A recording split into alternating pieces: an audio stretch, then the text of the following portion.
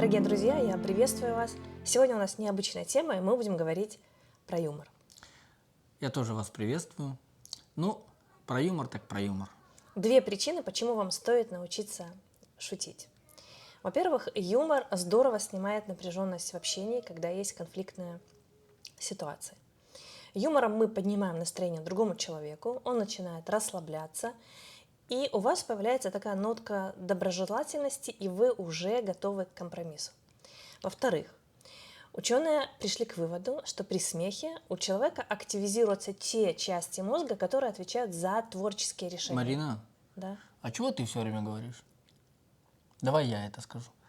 Да, ученые, они пришли уже к выводу, что при юморе активизируются те части мозга, которые отвечают за творческие решения. А это значит, что когда мы расслаблены, когда мы не напряжены и когда мы шутим, то у нас в нашем мозге появляются уже новые творческие пути решения проблемы. А при негативных эмоциях человек, он очень зациклен на своей проблеме, и он не видит других путей решения, потому что он включил очень много эмоций. Такой человек не способен на творчество и на поиск каких-то новых путей. Это два положительных момента, которые вы получите в своей жизни, если вы научитесь относиться к жизни и друг к другу с юмором. Шутить непросто, но этому можно научиться.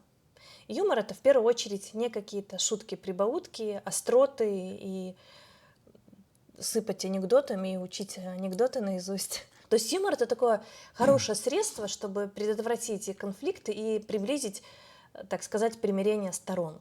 Потому что когда мы начинаем относиться к ситуации с юмором, да, мы признаем, что у нас есть какие-то разногласия, но мы в этот момент не драматизируем их. Мы не делаем ситуацию еще тяжелее, а мы наоборот облегчаем вес вот этой напряженности, этой проблемы.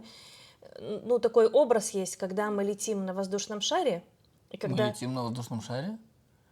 Если вдруг мы полетим на воздушном шаре, то чтобы он взлетел, надо сбрасывать жён. Мешки, да. Нет, мешки. А, мешки с мусором. Да. Почему с мусором? Короче, надо сбрасывать мешки с весом. И не тогда- жен, мы сбрасываем не жен, а мешки с весом. А что такое мешки с весом? Это наши негативные эмоции, это наш плохой прошлый опыт. Вот это вот мешки с весом. Мы должны такой вес, мы должны сбрасывать. У юмора есть, знаете, такая функция радости, смеха.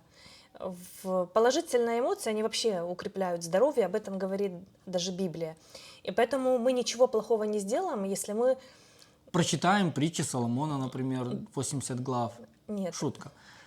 Написано в притчах, что коварство в сердце злоумышленников. Понимаете? Коварство в сердце злоумышленников, а радость у миротворцев. То есть юмор — это такое хорошее средство, чтобы прийти к миру, к примирению.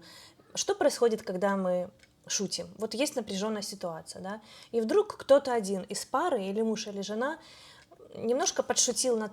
Все, я пойду, ты продолжаешь одна. В смысле? Ген. Это была шутка.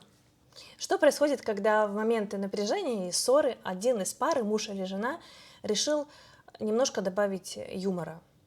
Улыбнуться, пошутить над собой, просто прокомментировать как-то ситуацию с новой стороны, проявить какое-то творчество.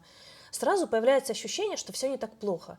И создается такое безопасное пространство, где два человека уже могут включить своих дипломатов, о которых мы говорили, дать себе время и понять, что этот человек не настроен против меня, он дружелюбен ко мне. Мы вдвоем сейчас объединяемся против какой-то проблемы, против конфликта, который есть между нами. Мы переключаем фокус внимания с вражды друг на друга и переносим ее на проблему, которая стоит между нами. И мне нравится очень этот стих из притчи, что радость у миротворцев. Когда мы творим мир, это приносит нам радость. Когда мы проявляем радость, под радостью мы понимаем тоже чувство юмора, то мы творим мир таким образом. И второй стих из притчи Соломона, 17 притча, 22 стих. Там написано, что... Веселое сердце благотворно, как врачевство, а унылый дух сушит кости. Да, это такой образ, что Библия, она не то чтобы учит нас быть несерьезными, в любом случае написано, что лучше ходить в дом плача, чем в дом смеха, да, но должны быть такие моменты в наших отношениях, когда мы легко относимся друг к другу, Когда... Разряжаем обстановку, Да, потому что, легкость такая. да, потому что юмор — это в первую очередь про доброту к другому человеку, про снисходительность к другому и про милость к другому человеку. Есть такое выражение, что умение шутить начинается с умения смеяться над собой в первую очередь. Да, это правда. Умение шутить. Если мы можем сами над собой посмеяться, да, когда кто-то подшутил, это говорит о том, что мы здоровы. Мы здоровая личность, мы здоровый человек, и И с нами все хорошо. Да, и с нами все хорошо, это правильная позиция. И, конечно, мы не говорим о черном юморе или сарказме. Это вообще не должно... Вообще юмор должен быть очень дозированным. Как написано, не должно именоваться даже среди нас. Юмор должен быть очень дозированным, очень миролюбивым, он должен быть очень осторожным. Мы не должны ранить другого человека, мы должны подбирать слова. И мы должны понимать, что главная функция юмора — это примирение, дружелюбность друг с другом, и у нас есть цель. У нас есть цель построить отношения друг с другом. И шутить, я не имею в виду шутить, сыпать шутками, шутить это полезно для отношений, и мы должны учиться это делать. Иногда достаточно просто улыбнуться. Вы, кстати, знали, что как распознается ложная улыбка от настоящей? Искренняя улыбка, она начинается в первую очередь с глаз. Человек улыбается глазами. Если человек улыбается ртом, а не улыбается глазами, то это искусственная улыбка. Это очень легко проверить. Поэтому, когда мы в юморе пытаемся улыбнуться друг другу, где-то промолчать, где-то съездить. Даже вот Иисус, когда к нему привели эту женщину, увлеченную в прелюбодеянии, что он говорит так? Кто из вас без греха? Это такой своего рода сарказм, которым Иисус обращается к людям, и они понимают, мы перегнули палку, нам лучше просто развернуться и уйти. То есть в юморе есть такой элемент примирения с реальностью. Да, мы знаем, что есть проблема, да, но из-за того, что другой человек доносит до нас эту реальность не так сурово, не так жестко, то мы как бы с ней смиряемся, и мы находим уже какие-то пути решения. Мы признаем правду, но мы признаем правду, да, что есть такая проблема, но решаем мы эту проблему уже в более мягкой форме. И юмор, он не должен осмеивать другую сторону. Наш юмор, он должен быть добрым юмором. Добрый юмор, он смягчает обстановку. И это не обязательно шутки.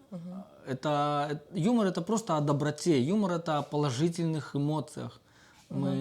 Именно в этом смысле слова юмор. Да, и на самом деле все люди умеют шутить. Добрые люди, они умеют шутить.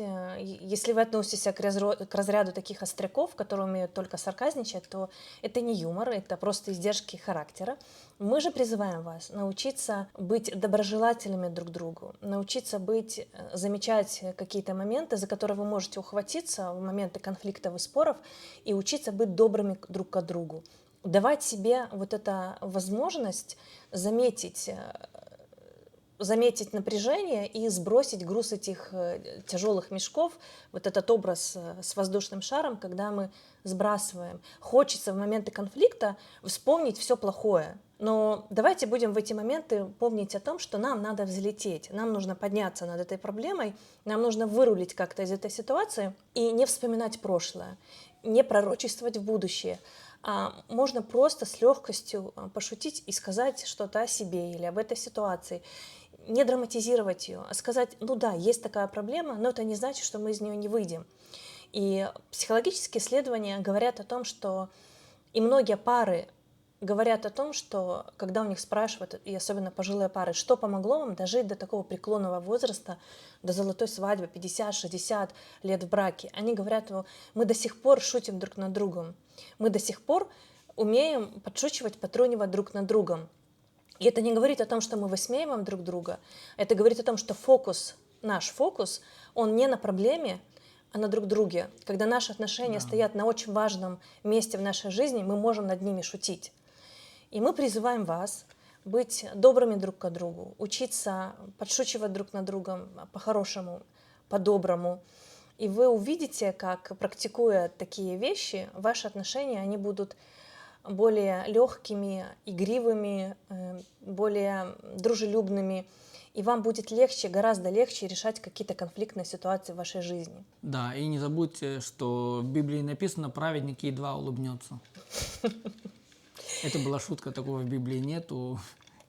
Но я слышал такие высказывания, когда уверовал, мне говорили, что праведник едва улыбнется. Я потом читал несколько раз Библию, перечитывал и никак не нашел это место. И понял, что это было в его Библии, а не в моей. Да. На сегодня у нас все. Такое короткое слово для вас. Да. И мы призываем вас, шутите, смейтесь. Радуйтесь. Смех продлевает жизнь. Да. Радуйтесь, еще говорю, радуйтесь. Библия призывает нас радоваться. И на сегодня мы с вами прощаемся и ждем с нетерпением завтрашнего дня. До завтра.